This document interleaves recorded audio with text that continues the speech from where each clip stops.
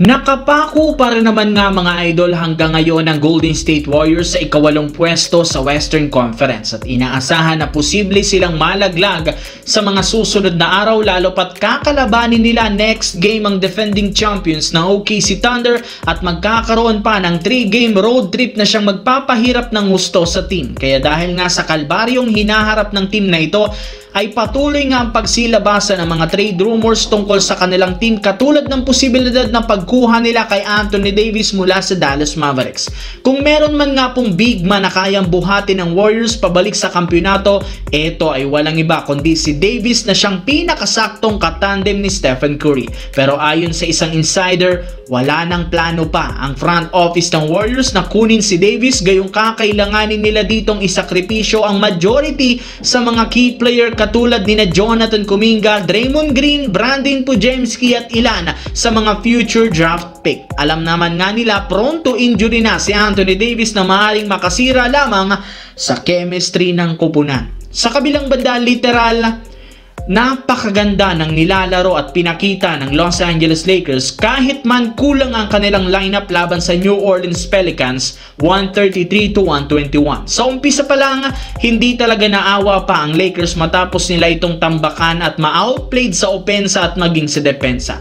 Though sinubukan ng Pelicans na makadikit, hindi pa rin nila kaya ang lakas ng opensa ng Lakers na pinangunahan ng duo ni Luka Doncic na pangiti-ngiti lamang sa kanyang 34 points, 12 rebounds, 7 assists at si Austin Reeves na merong 33 points, 8 assists. Naging easy game para sa Lakers na rason bakit umangat na sa 15 wins, 4 losses at na-extend sa 7-game win streak kahit wala pa ang superstar na si LeBron James. Kaya isang magandang sinyalis ito na maaaring magtuloy-tuloy ang kanilang pagkapanalo lalo pat nasa full rhythm na sina Luka Doncic at Austin Reeves na parehong nasa MVP rankings base sa pinakahuling inilabas na balita. Sa kabilang banda, dito naman, kahit man nahirapan ang OKC Thunder sa kanilang game laban sa Portland Trail Blazers ngayong araw, nagawa pa rin naman nila ditong makuha ang panalo 123-115 sa pagtatala ng double-digit points ng kanilang 6 na manlalaro na pinangunahan ni Shai Gilgeous-Alexander na nagtala ng 26 points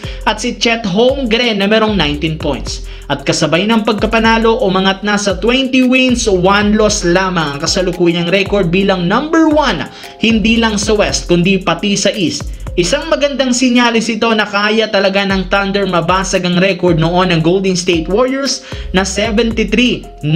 Lalo pat kompleto na ang kanilang lineup at patuloy silang nag-i-improve sa kasalukuyang hawak na 12 games winning streak. At kung titignan natin, puro mahihinang team ang kanilang makakalaban which is siguradong kaya nilang basagin ang record ng Golden State.